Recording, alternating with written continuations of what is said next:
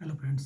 आज के वीडियो में हम लोग बात करने वाले हैं कि मार्केट के दो प्रमुख सॉर्ट ऑफ प्रजाति के बारे में, traders and the investors. Okay, और ये वीडियो मैंने इसलिए बनाने के लिए सोचा है कि lot of time people get confused कि वेदर दे आर ट्रेडर्स और द इन्वेस्टर्स, और probably they start with as a trader, investing में आते हैं, देन इन्वेस्टिंग में प्रॉफिट नहीं बनता है, they switch back to the trading again. So ये सब चलता रहता है लोगों के बीच में। सो पहले हम लोग जानते हैं कि ट्रेडर्स कौन होते हैं। ओके, सो अगर आप ट्रेडर हो तो you don't care about the company, और केयरिंग का मतलब है कि आपको कंपनी क्या प्रोडक्ट बनाती है, how their sales are growing, उनका प्रॉफिट कितना है, इससे कोई मतलब नहीं है होगा। You just look at the price actions or the chart patterns, or probably break out at a price level, और उसके बाद you purchase the stock और you put a stop loss 5% 10% नीचे of that your purchase price. Okay, and this is how you do the trading, or you probably have a target then कि probably I'll get a some percentage gain, तो मैं stock को cell कर दूंगा। Okay, so this is how what the trader do in day to day thing. Okay, but जो investors होते हैं they are very different. They start with the what that company does first thing.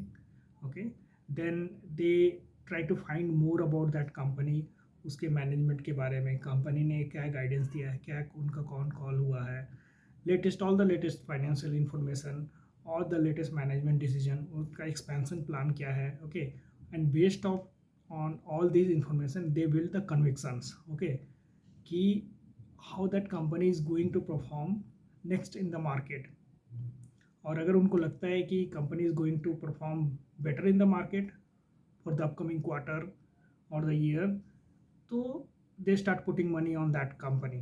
Okay, और अगर based on all this analysis और उनके understanding के हिसाब से अगर कंपनी परफॉर्म नहीं करती है तो they start cutting the positions, और probably they wait for some more time to see how that company is growing, और वापस आ रही है कि नहीं with the same pace of growth और द गाइडेंस के अकॉर्डिंग।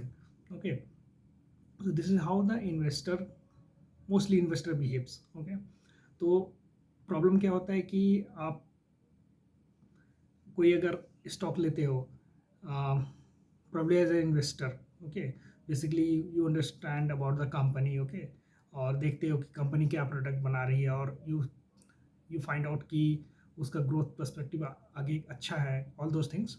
और अगर आप मार्केट में फॉल देखते हो फिर उसका based on any events, not the related to company but based on any other bear market or any other global sort of event, तो आप start behaving like a traders, you started behaving like a trader कि 10% या 20% 30% fall हुआ, you just quit that stock और अपना पैसा दूसरी जगह लगाने का सोचते हो। ओके, बट अगर कंपनी का सब कुछ अच्छा चल रहा है, ग्रोथ गाइडेंस अच्छा है, कुछ ऐसा प्रॉब्लम नहीं हुआ है कंपनी के related to company the company का मार्केट के बारे में, then personally I don't feel कि there is a point of selling that stock of the company. Okay, so basically what I want to say कि अगर आप you are coming as a trader, taking a stock as a trader, then stay with that stock as a trader at least. Do not, or if you purchase a stock and then you understood about the company, or if you are feeling the company is going to perform better, then you're switching your mindset in the trading mindset. Okay, but do not just keep switching between the abhi I'll behave as a trader, then now on the same stock I'll behave as a investor, फिर trader फिर investor. So ये सब करने से probably will not going to make money in the market, और सिर्फ आपको stress होगा and you lose lot of money in the market. बाद में आप ही जाके बोलोगे सबको कि प्रॉब्ली स्टॉक मार्केट में पैसे नहीं बनते हैं। So this was just my point here.